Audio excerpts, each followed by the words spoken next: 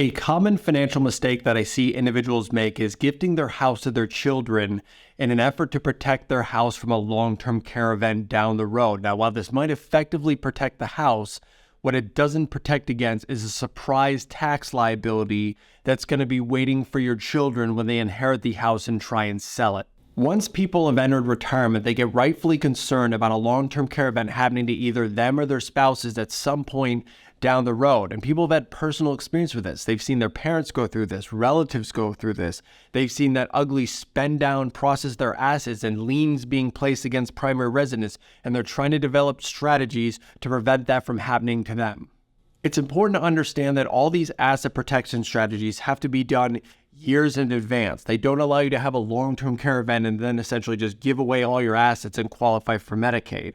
In New York, for example, there's a 5-year look-back period, which means anything you give away, whether it's to your kids, to a trust, to anyone else, they look back 5 years and say, nope, those assets have to come back on the table and you have to spend those down before you qualify for Medicaid.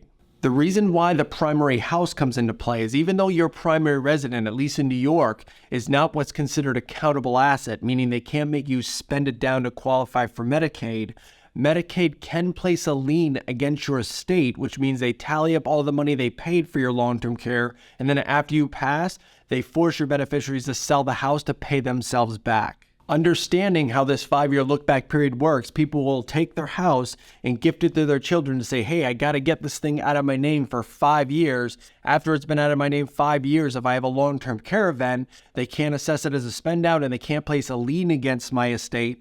While that is accurate, it creates a new tax problem that very few people are aware of. The tax problem revolves around what happens when you gift an asset. So when you gift an asset, let's say to your children, they inherit your cost basis in your house, which means if you purchase your house, let's say 30 years ago for $100,000 and you gift it to your kids inherit your $100,000 cost basis, which means if when you pass away, the house is now worth, let's say, $500,000. There's a $400,000 gain in that property. When your kids go to sell it, they have to pay tax on that full $400,000 gain. If I do some quick math for like a New York residence that has a $400,000 long-term capital gain, they would pay the 15% flat federal tax rate. You'd pay 7%, let's say, to New York state income taxes. So that's a 22% tax rate on $400,000. That equals an $88,000 tax liability that they have to pay when they sell the house. But there's good news. There is a way to avoid that whole tax liability to your beneficiaries and protect the house from a long-term care event by using what's called a Medicaid trust, otherwise known as a grantor irrevocable trust. This strategy involves engaging a trust and estate attorney to establish this irrevocable trust. You essentially then take your house, you now gift it to your trust instead of your children, which allows you to get it out of your name, start that look-back clock. But where the additional benefit is, since it's a grantor trust, when you pass, this will actually pass through your estate, which allows that asset to get what's called a step-up in cost basis. When your house receives a step-up in cost basis, that means your beneficiaries of your estate, instead of inheriting your cost basis of, let's say, that $100,000, now receive the cost basis step up to the fair market value on the day you passed away, which is $500,000. So their cost basis steps up to $500,000. They sell it the next day for $500,000. They have no tax liability. The natural question becomes, why wouldn't everyone establish a trust for their primary residence to both protect it and get the step up in cost basis? And some people are scared away by the cost of establishing the trust. So depending on the estate and trust attorney that you use,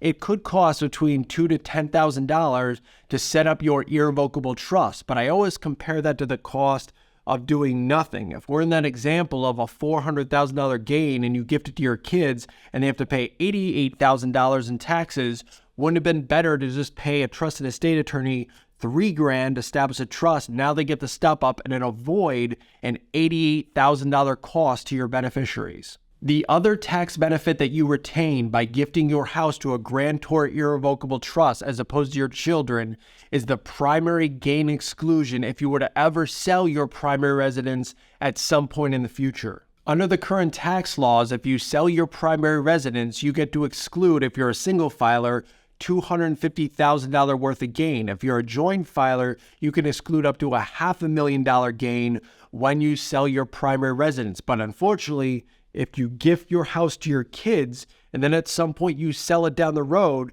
you don't own the house anymore. Your kids own the house, and that house is not their primary residence. So if there's all of a sudden a sale transaction while you're alive, that primary exclusion is lost if you gifted the house to your kids. If instead your house is owned by your grantor irrevocable trust, you retain that primary residence exclusion. So if you sell your house 8 years down the road, you can exclude those large gains amount from taxation. And when you sell the house, the trust can actually just purchase your next house if you purchase another house. Or if you don't purchase another house, at the closing, they make the check payable to your trust, and then you can open a trust account so the assets never leave the trust, which prevents you from resetting that Medicare look-back clock. For this video, I really wanted to focus on the tax implications of gifting to your kids versus your irrevocable trust. But if you have other questions on how these Medicaid trusts work, I will put links to those videos in the description below of this video. If you have any questions, please feel free to reach out to me at moneysparkmore.com. Thank you.